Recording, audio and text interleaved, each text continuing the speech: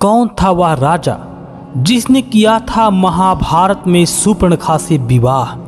आखिर महाभारत में शूर्पणखा का विवाह किसके साथ हुआ था? शूर्पणखा कैसे बनी महाभारत के एक राजा की पत्नी?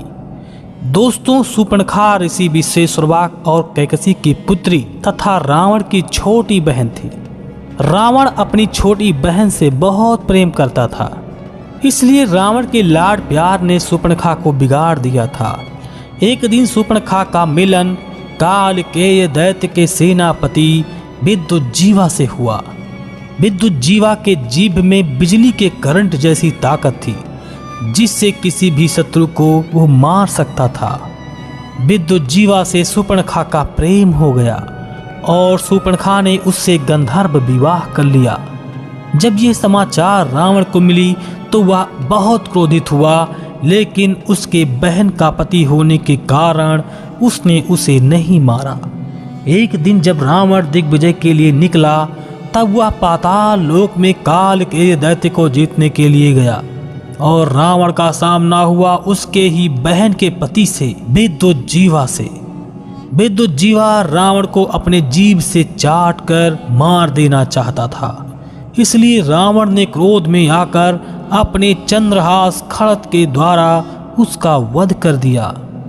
जब यह सूचना शूर्पणखा को मिली तो वह अपने पति के बदले की आग में जलने लगी और उसने अपने मन ही मन यह प्रतिज्ञा लिया कि वह रावण के वंश का नाश कर देगी। दोस्तों, श्री हरि विष्णु जगत के पालनहार हैं और कोई भी बात उनसे छुपी नहीं है। जब वह श्री राम बनकर रावण का वध कर रहे थे, तब भी उनसे कोई बात नहीं छुपी थी, और जब वह श्री कृष्ण बनकर महाभारत की भूमि में थे, तब भी उनसे कोई भी बात छुप नहीं सकी। फिर दोस्तों, ऐसा क्या हुआ था कि उन्हें रावण की बहन शूर्पणखा से विवाह करना पड़ा? क्यों किया था श्री कृष्ण ने शूर्पणखा से विवाह? जानने के लिए वीडियो को अंत तक जरूर देखिएगा, और वीडियो को शुरू करने से पहले जय श्री कृष्ण कमेंट करना बिल्कुल भी मत भूलिएगा। भगवान श्री कृष्ण की कृपा आपके घर परिवार पर सदैव बनी रहेगी। जब शूर्पणखा ने प्रभु श्री राम को पहली बार वन में देखा तो उनके सौंदर्य और तेज पर वह मोहित हो गई एवं उनके पास जाकर उसने अपने विवाह की भी प्रस्ताव रखा। लेकिन जब उसे यह ज्ञात हुआ कि श्री राम पहले से ही विवाहित हैं, तो उसे बड़ा बुरा लगा और उसे क्रोध आ गया, और इस क्रोध के वश में उसने माता सीता पर हमला करने का प्रयास किया, जिस वजह से लक्ष्मण जी को उस पर हमला करना पड़ा, और इस हमले में उसकी नाक और कान कट गई।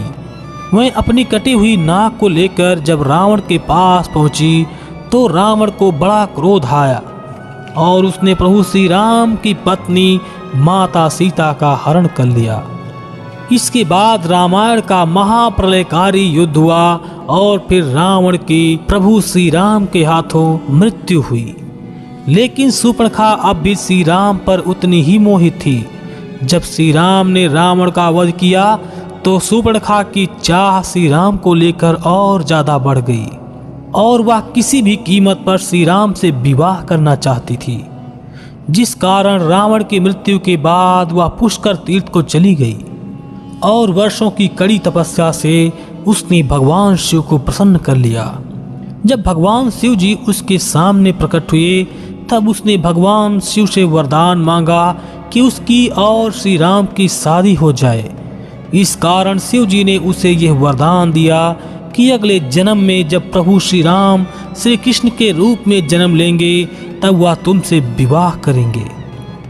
इसके बाद शूर्पणखा ने अपने शरीर का त्याग कर दिया और वह मथुरा में सैरंध्री नाम की कंस की दासी बनी। वह युवा अवस्था में थी, लेकिन उसके शरीर में एक बहुत बड़ा सा कुंभर था। जब प्रभु श्री कृष्ण मथुरा में कंस को मारने के लिए आए तो मजाक मजाक में उन्होंने कंस के दासी के कुंभर को ठीक कर दिया और उसे एक सुंदर रूप प्रदान किया। लेकिन प्रभु ने उससे विवाह तब भी नहीं किया। फिर कुछ दिन बाद जब नरकासुर नाम का दैत्य अत्याचार मचा रहा था, तो उसने 16,000 नारियों का हरण कर लिया और उसने उन 16,000 युवतियों को ले जाकर अपने एक महल में बंद कर दिया, जो बारी बारी अपने पत्नी के रूप में उनका उपभोग करता था। इस पाप भरी दृष्टि को देखकर प्रभु श्री कृष्ण को क्रोध आ गया और उसे मारने के लिए वो स्वयं अपने गरुड़ पर सवार होकर चले। दोस्तों, उन 16,000 युवतियों में एक शूर्पणखा भी थी। प्रभु ने नरकासुर का वध किया, लेकिन भगवान के पास एक समस्या आ गई कि वो युवतियां कहने लगी, हे प्रभु, अब हमारे पिता और मेरे पति अब हमें स्वीकार नहीं करेंगे, क्योंकि नरकासुर ने मुझे अपने पत्नी के रूप में उपभोग किया है। हे प्रभु, अब मैं आपकी शरण में हूँ, इसलिए आप हमें स्वीकार करें। उन लोगों ने यह भी कहा कि हे प्रभु, अब हमारे आंचल पर नरकासुर का दाग लग गया है, इसलिए अब मुझे समाज भी स्वीकार नहीं करेगा। हे प्रभु, अब आपसे निवेदन है कि आप मुझे अपने शरण में लें और मुझे अपने पत्नी की तरह सम्मान प्रदान करें। इस मजबूरी में प्रभु ने 16,000 युवतियों से विवाह कर लिया और 8 पटरानियां पहले से थीं, इसलिए उनको 16,108 रानियों का नाम दिया गया। जो कलयुग में आज भी लोग प्रभु को बुरी नज़र से देखते हैं और कहते हैं कि जब श्री कृष्ण के पास 16,108 रानियां थीं, तो हम क्यों नहीं अपने पास 2-3 पत्नियों को रख सकते हैं। लेकिन वो मूर्ख ये नहीं जानते हैं कि भगवान श्री कृष्ण को मजबूरी में इतने विवाह करने पड़े थे। उन 16,000 रानियों में एक रानी शूर्पणखा भी थी। यह उसका पुनर्जन्म था, जिसमें उसकी यह मनोकामना पूर्ण हुई थी। तो क्या दोस्तों, आप इस कथा के बारे में पहले से जानते थे? कृपया हमें कमेंट करके ज़रूर बताइएगा।